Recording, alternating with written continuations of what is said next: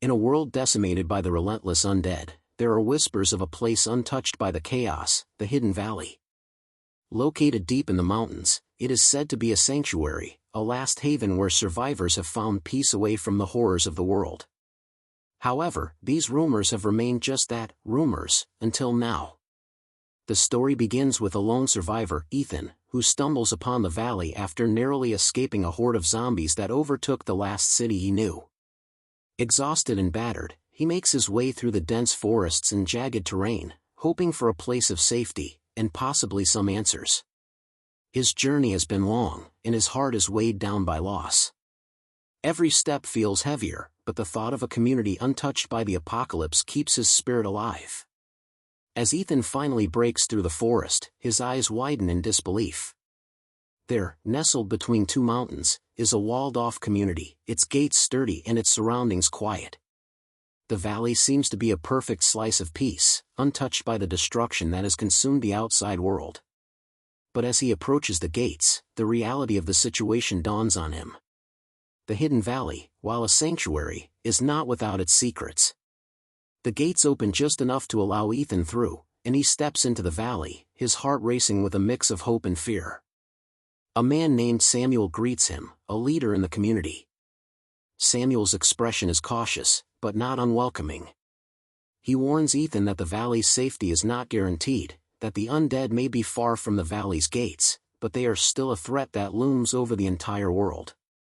Ethan listens intently, but his body is screaming for rest. Samuel offers him shelter for the night and directs him to the community's central building where they can talk more in the morning. As Ethan settles into the guest room, the weight of the last few months hits him. The quiet in the valley is unsettling, almost unnatural. As night falls, the peacefulness of the valley begins to feel like an illusion. Ethan hears distant sounds, whispers, rustling, and the creaking of wood, strange for a place so serene. He brushes it off as his tired mind playing tricks, but something deep inside tells him the community may not be as safe as they claim. The people here are hiding something. But what? As the night drags on, Ethan falls into a restless sleep, his mind racing with thoughts of the undead and what this hidden community could possibly be hiding. Just before dawn, he wakes to a loud thud from the central building. He grabs his rifle and moves cautiously toward the sound. Peering out from a small window, Ethan sees figures in the shadows, a group of survivors, but they aren't alone. Strange, monstrous shapes lurk in the distance, moving toward the valley at a slow, determined pace. His heart skips a beat. The undead are closer than he thought. This is when the true tension of the valley begins to unfold. Ethan realizes that while the undead may not have breached the gates yet, it's only a matter of time before they find a way in. Samuel's warning starts to feel more like a premonition, and Ethan is left wondering, can the Hidden Valley survive against the relentless march of the undead? Or will this community's secret lead to its downfall? The night's eerie quiet is now replaced with an unsettling reality. Ethan knows he must prepare for the worst. Little does he know, the valley's inhabitants are not as innocent as they seem, and their fight for survival is far from over. The Hidden Valley is about to face its greatest challenge yet, the undead are closing in, and the secrets of this sanctuary are about to be revealed. Let me know if you'd like to continue with part 2 or if you'd like adjustments. Ethan's heart races as he watches the figures in the distance move ever closer to the valley. The eerie silence of the night has given way to a creeping tension. He glances around, trying to make sense of what he's seeing. Are these the undead? Or something else entirely? Before he can gather his thoughts, the door to his room creaks open, and Samuel steps inside, his face pale. "You saw them, didn't you?" he asks quietly, his voice barely above a whisper. Ethan nods, his rifle still gripped tightly in his hands. The figures outside are definitely not human, they move too erratically, with jerky, unnatural motions. Samuel steps forward, locking the door behind him. "We need to talk," he says. "There's more to the Hidden Valley than you know. And it's time you learn the truth." Ethan listens intently, his mind still spinning from the shock of seeing the figures outside. Samuel's eyes are filled with a deep sorrow as he begins to explain. The valley was built as a sanctuary, yes. But it wasn't just built to escape the undead. We were looking for something. Something that could save humanity. But in our pursuit, we may have unleashed a new kind of nightmare. Samuel pauses, taking a deep breath. We were conducting experiments. We believed we could cure the infected, reverse the zombification process. But what we didn't realize was that the virus doesn't just turn people into mindless monsters. It alters their very DNA. And now the infected are evolving. Ethan's mind reels. He's heard rumors of the undead changing, of the virus mutating, but he never thought it would be this advanced. What do you mean, evolving? He asks, his voice shaking. Samuel looks out the window, where the strange figures are still visible, creeping closer to the valley. There are new types of infected now. They're not like the mindless zombies you're used to. These creatures, they're smarter. More coordinated. They're not just after flesh. They're after something more. Ethan feels a chill run down his spine. What are they after? Samuel turns to face him, his expression grim. They're looking for us. The survivors. They've learned how to track us, how to hunt us. And they're getting closer every day. Ethan takes a step back, processing the gravity of what Samuel is saying. The valley, a place he thought would be a safe haven, is no more secure than the world outside. Worse still, the people here have played a part in creating the very monsters they now fear. Why didn't you tell us? Ethan asks, his voice a mix of anger and disbelief. You've been hiding this from everyone. Samuel's face tightens. We had no choice. The community, they can't know the truth. Not yet. They'd never survive the knowledge. It would break them. Ethan runs a hand through his hair, struggling to stay calm. He's been through too much to accept being lied to again. But the more he listens to Samuel, the more he understands that the people here, though trying to survive, are just as much a part of the problem as the undead themselves. Suddenly, the sound of pounding footsteps echoes through the valley, followed by a loud, inhuman growl. Ethan and Samuel exchange a quick look before rushing to the window. Outside, a group of these evolved creatures is now mere yards away from the gates, moving in synchronized patterns like a pack of predators. They've come for the valley. This is it, Samuel says, his voice urgent. The valley is no longer safe. We need to get to the vault, now. Ethan's heart skips a beat. The vault? What's in there? It's the only place that's secure. It's where we've stored all our research, all our resources for a final stand. If we're going to survive this, we need to get there before the infected breach the gates. Ethan nods, his instincts kicking in. The community is about to face the very nightmare they've been hiding from for so long. And the truth of what's really happening in the hidden valley is now fully exposed.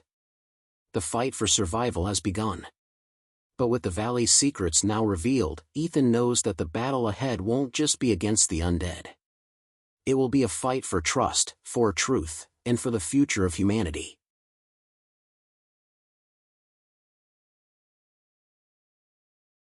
The ground trembles beneath their feet as the eerie growls of the mutated creatures grow louder, their chilling noises reverberating through the valley's walls. Samuel leads Ethan through narrow corridors of the central building, a sense of urgency in every step. The once quiet sanctuary now feels like a ticking time bomb, and the weight of the truth about the valley's experiments hangs heavily in the air. Stay close, Samuel says in a low voice, his eyes scanning their surroundings as they move swiftly down the dimly lit hallway. The vault's secure, but we don't have much time. Ethan's mind is a whirlwind of questions. What's in the vault? What exactly did they do to these infected? And why did they keep all of this a secret? The answers elude him, but one thing is certain, their survival depends on whatever is locked away in that vault. They arrive at a heavy steel door at the end of the hallway, its surface cold and unyielding.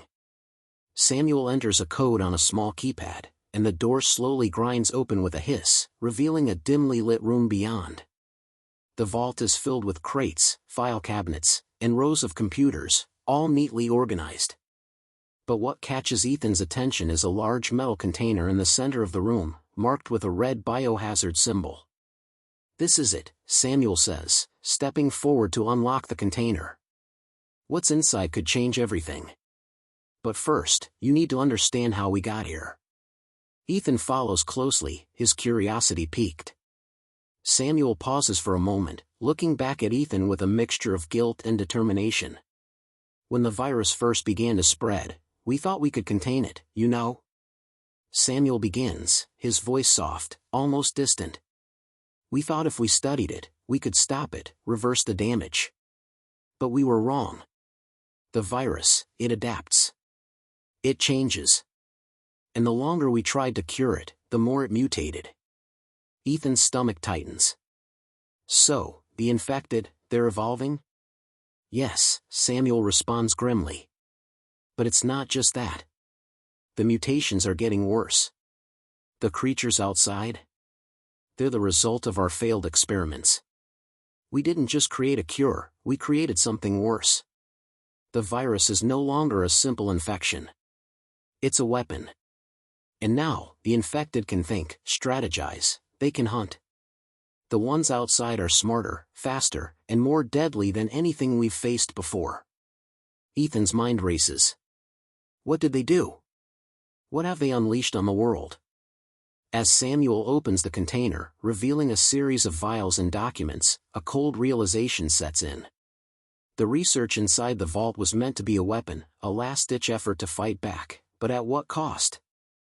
These vials contain the last of our research, Samuel continues, pulling out a small vial filled with a strange glowing liquid. This was supposed to be the key. The antidote. But instead, it triggered the mutation in the infected. And now, it might be the only thing left that could stop them, or make it worse. Ethan steps forward, staring at the vial in Samuel's hand. The glowing liquid seems almost alive, its eerie light pulsing in the dim room. What do you plan to do with it? Samuel hesitates. I don't know, he admits. But I do know one thing, if we don't stop them now, it will be the end of everything. Suddenly, a loud crash echoes from the hallway outside, followed by the unmistakable sound of clawing at the walls. Ethan and Samuel exchange a panicked glance.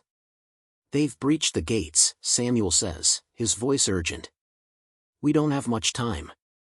We need to make a choice, use the research to fight them back or destroy it all before it's too late. The tension in the room is palpable. Ethan feels the weight of the decision bearing down on him.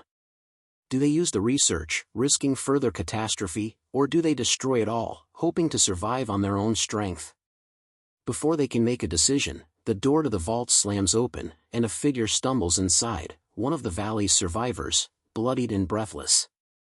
They're inside, the survivor gasps, her eyes wide with fear. They're everywhere. The sound of growls grows louder as the mutated creatures draw closer.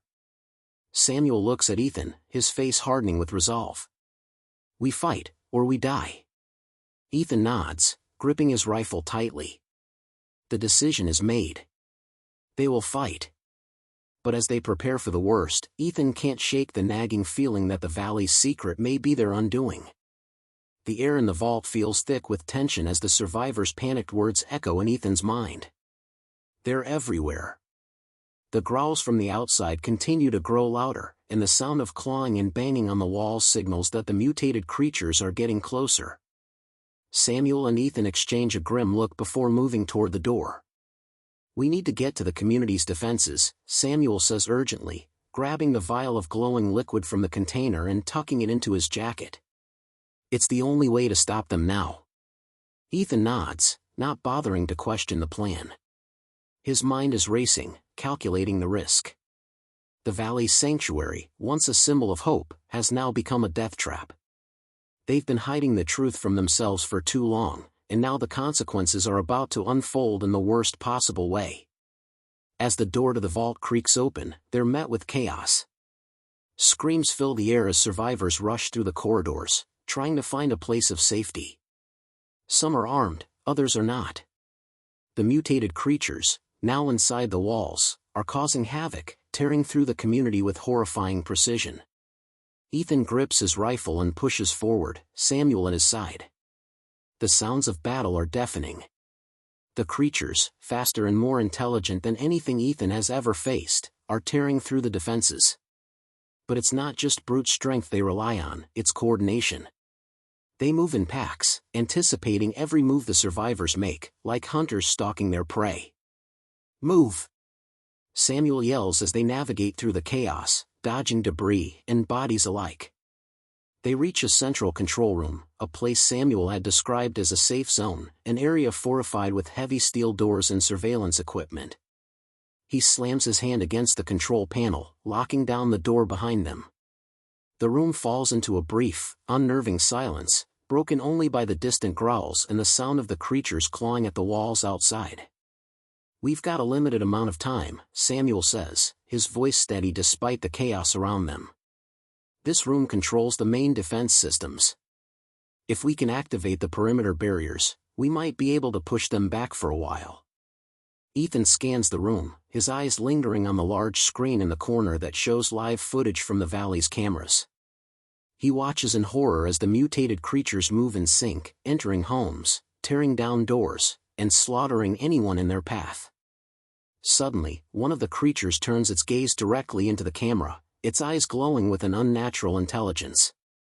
It stares at the screen, almost as if it knows they're watching. Ethan's breath catches in his throat. The creatures aren't just mindless monsters, they're learning. "Samuel," Ethan says urgently, pointing at the screen. "They know we're here." Samuel's eyes widen, but there's no time to dwell on the realization. "We don't have the luxury of time. We need to activate the defenses now." Ethan moves to the control panel beside Samuel, his fingers flying across the buttons and switches. The control room is filled with the sounds of alarms, but the perimeter systems remain offline. Come on," Ethan mutters to himself, frustration building.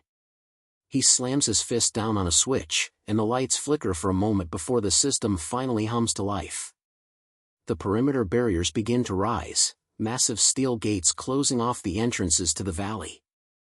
For a brief moment, it seems as though they've won.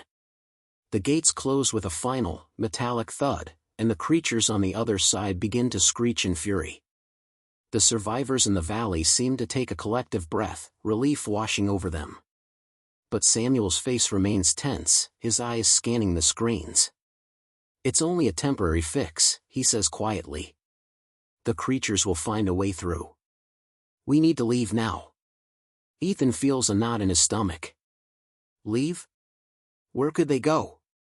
The valley was supposed to be a sanctuary, a final refuge, but now it feels like a prison, and the creatures are closing in. "What's the plan now?" Ethan asks, his voice grim. Samuel looks back at him, his expression hardening. "We've still got one chance. We need to destroy the research, everything in the vault. If we don't, the mutation will spread, and there'll be no stopping it. We can't let the infected evolve any further. This is our only option." Ethan knows Samuel is right, but the weight of the decision is almost unbearable. Destroying the research would mean the end of any hope of finding a cure, but keeping it could lead to even worse consequences. The fate of the valley, and the future of humanity, rests on their next move. As the perimeter gates hold back the mutated creatures, Samuel leads Ethan back toward the vault, but the journey is far from easy. The creatures are relentless. They're everywhere. The walls tremble with each blow, and the ground shakes beneath their feet. It's only a matter of time before the gates give way. Ethan's mind races as they approach the vault once again. The weight of the world is pressing down on him, and the future seems darker than ever. The vault looms ahead like a fortress, its heavy steel door a barrier between them and the fate of the valley. Ethan's pulse quickens as they approach, every step echoing in the narrow corridor.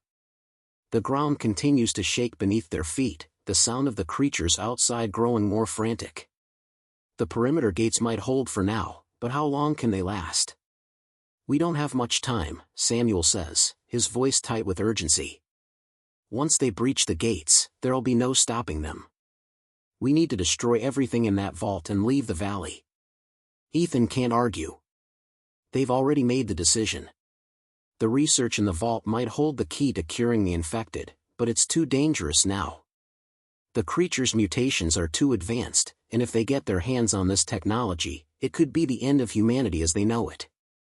But the thought of destroying the research feels like giving up, like turning their back on the possibility of saving the world. As they reach the vault door, Ethan's mind flashes back to all the survivors they've lost, the people who had put their trust in the valley as their last hope. And now, this sanctuary is their tomb. The realization is a heavy weight on his shoulders. Samuel enters the code on the control panel, and the door opens with a loud hiss.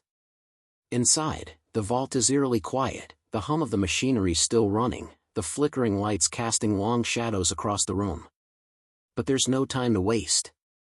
Samuel moves quickly to the central console, his hands flying over the controls. "Get to the containment area," Samuel orders.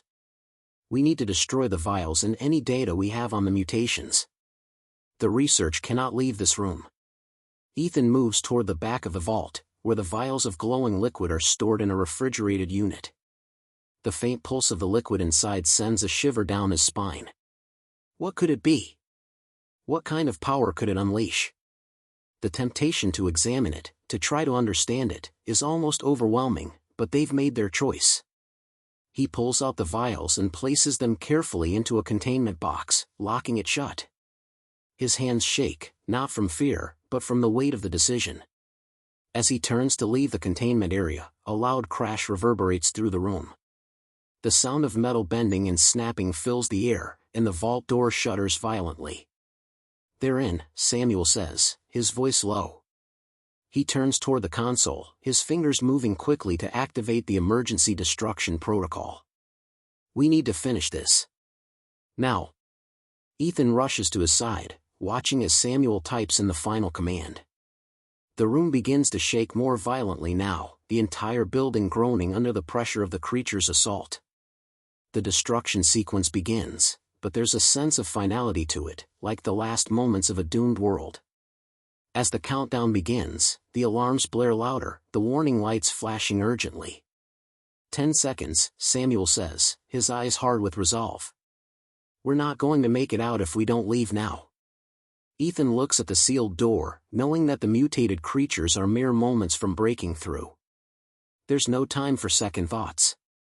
They have to leave now or die with the valley. As Samuel reaches for the door controls, the countdown reaches 0, and the destruction sequence activates. The vault walls tremble as the machines begin to incinerate the research. The glowing liquid in the vials begins to sizzle and burn, its unnatural glow fading as it is consumed by fire. The data, the notes, all the research, they're gone. But just as they turn to leave, the door slams open with a deafening crack, and the first mutated creature steps through, its grotesque form silhouetted in the doorway. Its eyes lock onto them with an unnatural intelligence. It's the leader, the one who had been watching them on the monitors. The creature's jaw opens wide, revealing rows of sharp, jagged teeth, and a low growl escapes from its throat. Ethan and Samuel exchange a single, tense look. There's no way out now. The creature steps forward, its movements slow and deliberate, like a predator savoring its final victory. "Get ready," Samuel says quietly, his voice steady but with a trace of fear. "This is it." Ethan tightens his grip on his rifle, his heart pounding in his chest. The creature's eyes never leave him as it steps closer, its claws scraping against the metal floor. They're not just fighting for their lives anymore, they're fighting for the future of humanity. The creature lunges, its claws slicing through the air with terrifying speed. Ethan fires, the rifle shot echoing through the vault. The bullet strikes the creature in the chest, but it barely flinches. It keeps coming, relentless and fast. Samuel pulls out a secondary weapon, a small grenade, and hurls it at the creature. The explosion rocks the room, sending the creature flying back, its body slamming into the walls with a sickening thud. But even as it falls, the creature slowly rises again, its eyes filled with hatred and rage. The battle is far from over. The explosion from the grenade reverberates through the vault, sending a shockwave that rattles the walls. The creature, though wounded, is far from finished. It staggers, its body twitching as it regains its footing, its eyes burning with a vengeful intelligence. Ethan's breath comes in ragged gasps as he reloads his rifle. The creature's growls grow louder, reverberating off the cold steel walls of the vault. He knows they're out of time. Every second counts. If they don't stop it now, it will tear them apart, and the valley, and everything they've fought for, will be lost. Samuel stands firm by his side, his weapon raised. "We need to finish this," he says, his voice tight with urgency. "The defenses won't hold forever, and the others need to get out. We can't let this thing spread." Ethan nods, his heart hammering in his chest. The vault is a ticking time bomb. Every second that passes brings them closer to being overwhelmed by the mutant horde. The perimeter gates may have held, but they won't for much longer. They can't wait for reinforcements, they have to take this creature down themselves. The mutated leader lunges again, its claws swiping through the air with deadly precision. Ethan narrowly dodges, the creature's claws missing him by inches. His pulse races. He can feel the weight of the world bearing down on him as he takes aim, but the creature's movements are unpredictable, too fast. "Samuel!" Ethan yells, ducking another swipe. "We need to hit it where it hurts." Samuel quickly assesses the situation, his eyes flicking to the creature's glowing chest. "The core. That's where it's most vulnerable. If we can hit it there, we might have a chance." Ethan doesn't waste a second. He shifts his stance, aiming for the center of the creature's chest. The rifle shakes slightly in his hands, but he steadies himself, focusing all his energy on the target. The creature charges again, but this time, it's different. It seems to hesitate, as if it's testing their resolve. The creature's eyes narrow, and for the briefest moment, Ethan sees something in them, a flicker of understanding. It's not just a monster, it's something more. Something driven by the same survival instinct that fuels him. But there's no time for hesitation. This thing is a threat, and if it's allowed to live, it could bring the downfall of everything they've worked for. Ethan pulls the trigger. The shot rings out, and the bullet strikes the glowing core dead center. The creature lets out a deafening roar, its entire body jerking with the impact. It stumbles backward, clawing at its chest, but the damage is done. The core begins to crack, the eerie glow fading as the creature's body convulses violently. It's not over yet. The creature's body spasms in a horrifying dance, its limbs twitching uncontrollably. A high-pitched screech fills the room as it thrashes against the walls, trying to hold on to what little control it has left. But the damage is irreversible. The core, the source of its power, has been destroyed. Ethan watches, his heart pounding as the creature falls to its knees. Its body begins to disintegrate, crumbling into ash, leaving nothing but a pile of dust where once stood the monster. For a moment, everything is silent. The air is thick with the remnants of battle, the faint smell of burning metal and charred flesh lingering in the vault. Ethan lowers his rifle, his chest rising and falling as he takes in what just happened. It's over, but at what cost? Samuel steps forward, his face a mask of exhaustion and grim determination. "We did it. But we're not out of the woods yet." Ethan looks around, his eyes scanning the vault. The research, now destroyed, is no longer a threat, but the outside world remains a chaotic nightmare. The mutated creatures are still out there, their numbers growing by the hour. And they're not the only danger. The valley is crumbling, its defenses compromised. Every minute they spend here brings them closer to being trapped in a place that's no longer safe. "We need to leave," Ethan says, his voice low but resolute. "We've destroyed the research, but the valley is done. We can't stay here anymore." Samuel nods. "I've been working on an escape route. There's a tunnel system beneath the vault that leads out to the mountains. It's our only shot." Ethan hesitates for a moment. "What about the others? The survivors? We can't just leave them behind." Samuel's face hardens. "There's no time to gather everyone. We have to go now, before the creatures overrun the valley completely. If we don't make it out now, there'll be no one left to save." Ethan knows Samuel is right. The valley is falling apart, and the risk of staying is too great.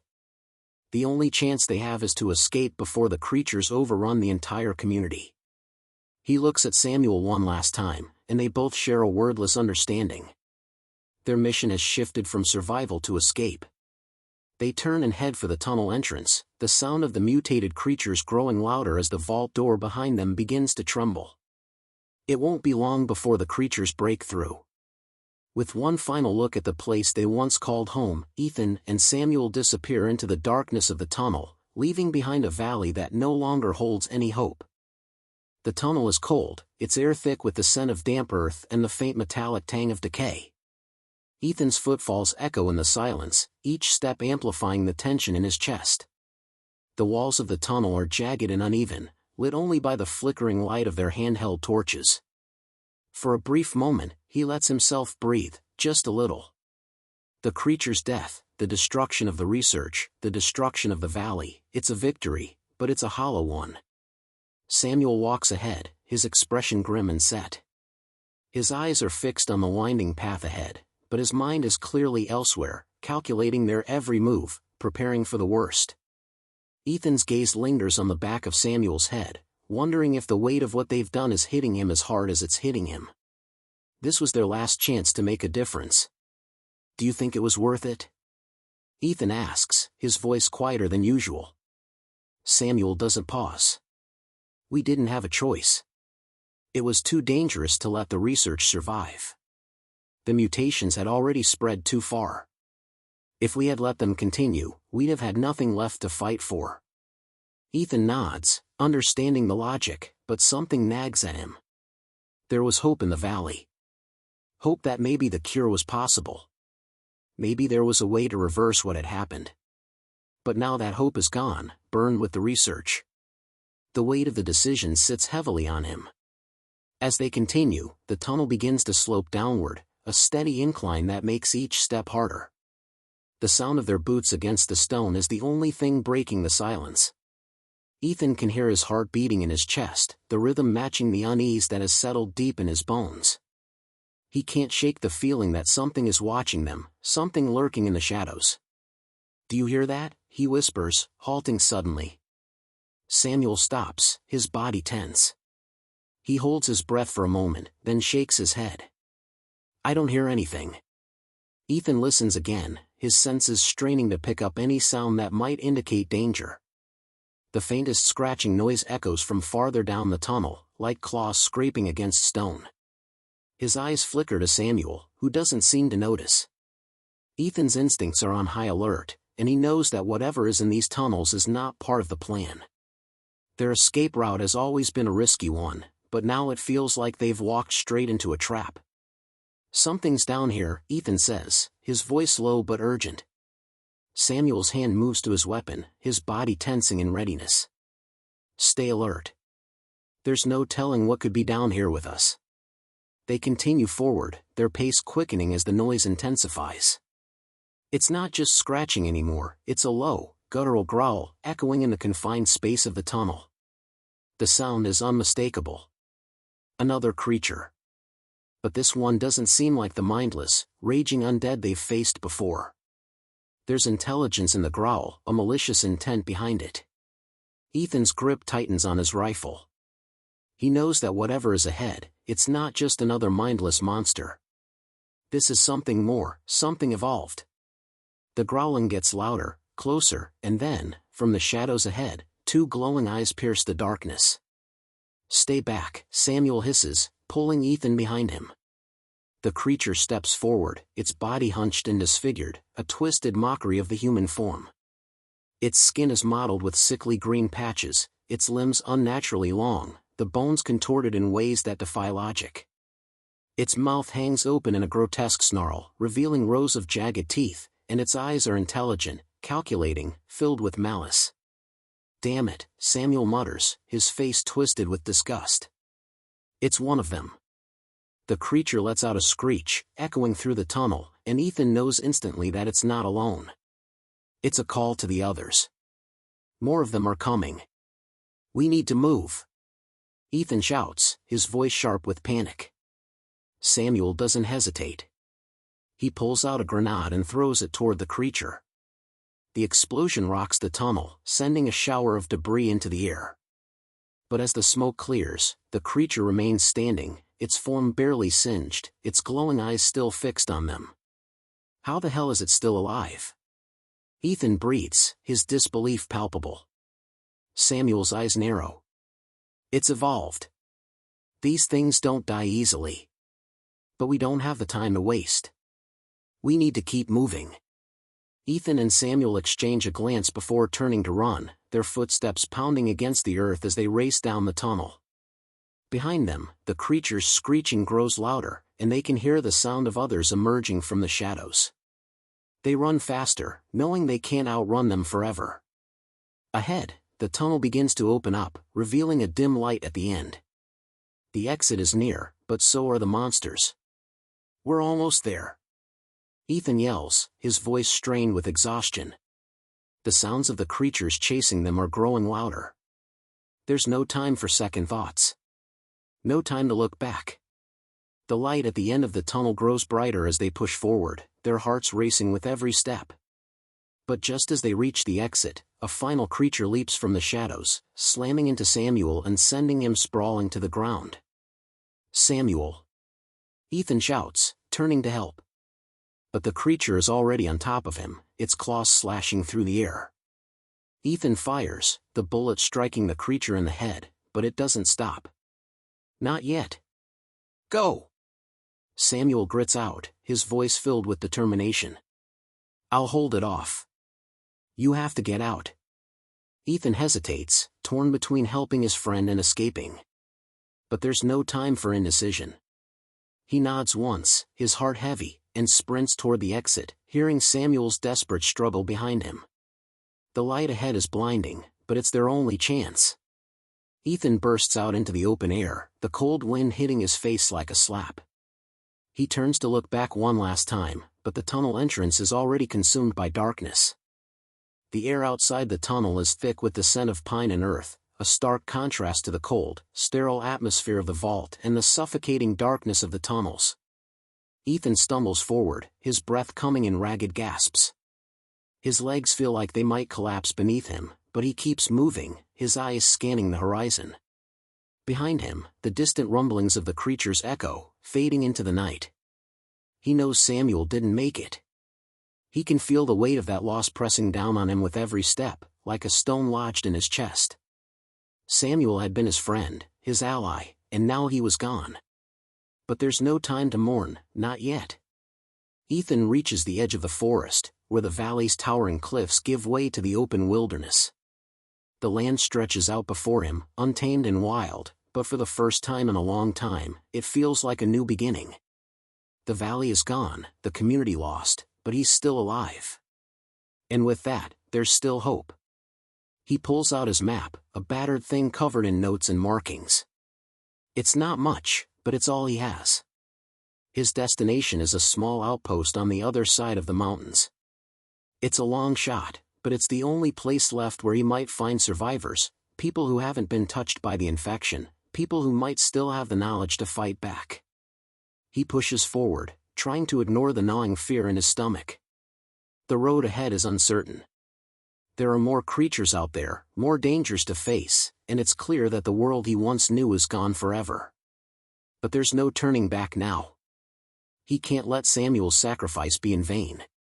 As Ethan moves deeper into the wilderness, the weight of his situation begins to sink in. He's alone. The silence around him is deafening, and the landscape is a grim reminder of everything that's been lost. The towering trees seem to stretch endlessly, casting long, dark shadows across the ground. The remnants of humanity's past, broken roads, abandoned vehicles, crumbling buildings, lie scattered throughout the wilderness. But there's no sign of life, no evidence of other survivors. It's as though the world has been swallowed whole by the chaos of the undead. But Ethan doesn't stop. He can't. The thought of giving up, of succumbing to despair, lingers at the edges of his mind, but he pushes it aside. He has a mission, a purpose. The world may be a wasteland, but as long as he's alive, there's still a chance to rebuild, to fight back. Hours pass, and the landscape shifts. The trees thin out, giving way to rocky outcrops and barren fields. The air grows colder, the wind sharper, but Ethan keeps moving. His body aches, his muscles protesting with every step, but he grits his teeth and forces himself onward. In the distance, he spots a silhouette, a lone figure standing against the horizon. His heart skips a beat, hope flickering for the first time since the fall of the valley. He quickens his pace, but as he gets closer, the figure doesn't move. It stands perfectly still, a shadow in the fading light. Ethan approaches cautiously, his rifle raised. He doesn't know if this is a survivor or another trap. But as he draws closer, the figure turns, revealing a face that's all too familiar. "Samuel?" Ethan whispers, his voice cracking with disbelief. But the figure isn't Samuel. It's someone else, someone he's never seen before. The stranger is wearing a tattered jacket, their face gaunt and hollow from hunger, but there's something about their expression that's cold and calculating. Ethan stops dead in his tracks, his heart pounding in his chest. "Who are you?" he demands, his voice tight with suspicion. The stranger tilts their head, eyes narrowing as they study Ethan. "Someone who's been waiting for you." Before Ethan can react, the stranger steps forward, their movements unnervingly smooth. They raise a hand, revealing a tattoo on their wrist, 3 lines that resemble claw marks. "You've been through a lot, haven't you?" the stranger says, their voice soft, almost mocking. "You're not the first to come this way." Ethan's mind races. He's never seen this person before, but there's something about them, something unsettling. He can feel the hairs on the back of his neck stand up as the stranger gets closer. "What do you want?" Ethan asks, trying to keep his voice steady, though he can feel the tension in the air. The stranger smiles, though it doesn't reach their eyes. "What do I want?" "The same thing you do, I suppose. Survival. But unlike you, I know how to make it happen." Ethan's hand tightens around his rifle, ready to defend himself. He doesn't know who this person is, but there's no way he's trusting anyone right now. Not after everything he's been through. The stranger notices the tension in his posture and chuckles softly. "Relax. I'm not here to fight. I'm here to offer you a deal. There's a place, a community, far from here. We've survived. And we can help you survive too. If you're willing to work for it." Ethan's mind is spinning. This could be the opportunity he's been searching for, the chance to find a new community, to rebuild. But he knows better than to trust easily now. The world has changed, and not everyone can be trusted. The stranger's eyes flicker toward the horizon, where the sun is beginning to set. "You don't have to do this alone," they add. "You've made it this far, but you won't make it much further without help. Trust me, Ethan. We can help you." Ethan stands there for a moment, weighing his options. The road ahead is uncertain, but maybe, just maybe, this is the first step toward rebuilding everything that's been lost. He can't afford to go it alone, not anymore. But the question remains, can he trust this stranger? With a deep breath, he lowers his rifle, nodding slowly. "All right. Lead the way." As they begin to walk toward the unknown, Ethan knows one thing for certain: the fight isn't over. Not by a long shot. This concludes the story. Let me know if you need any adjustments or further details.